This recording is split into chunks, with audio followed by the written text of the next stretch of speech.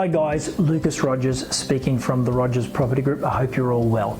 Guys, I'm going to answer a question today that comes up very regularly, and it's one that one of my clients asked me that I thought that would be a great YouTube video because there's probably a lot of people out there who are in this particular position. So my client has a son who's looking to get started in property. Now, they're not sure whether he's going to start in investing first or whether he's going to buy his own home.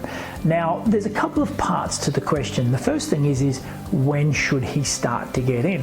Well, the answer to that is pretty simple. You should be getting into property as soon as you possibly can. As you've all worked out, property in Australia keeps going upwards in value. I mean, we look back, right back to 1970, where the median house price was $16,000 in Sydney. Now it's got right up to $1.6 million. So that's 100 times gain in the last, 50 years. That's a big gain. So look, the sooner that you can get into the market, the better. Whether it's your own home or whether it's an investment property, get in as soon as you can. The second question was, should he be buying his own home or buying an investment property first? Now, that's a very difficult one for me to answer, and you've really got to delve deep into what it is that your child is looking for, what they want to do. I think a great structure for young people is to buy their own homes and then think about leasing out a couple of bedrooms. I think that's a great way to go. If your son or your daughter is handy or has friends with trades, well then maybe they can do a renovation, put in a bit of sweat equity and building that asset up.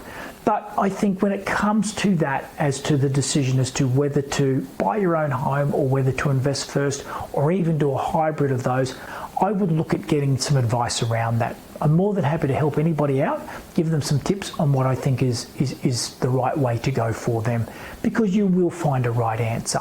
But you've just got to delve deep into your particular set of circumstances.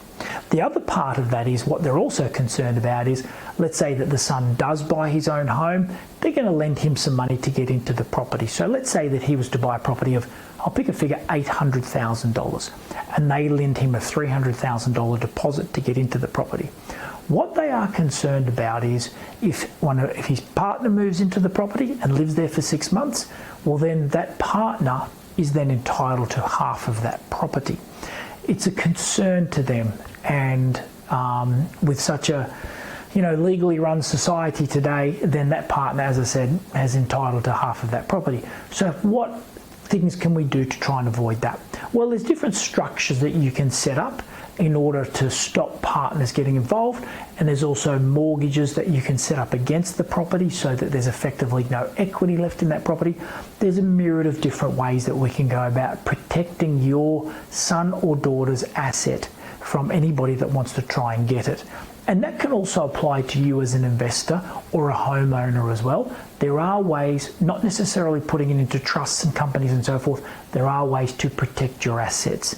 If you'd like to know more about this, if you've got a son or daughter who wants to get started, or you'd like to know a little bit more about asset protection and how to structure that, feel free to give us a call in the office, send me an email. I'm always here, happy to help you guys. So look, good luck with your investing, and I hope to talk to you again soon. See you then.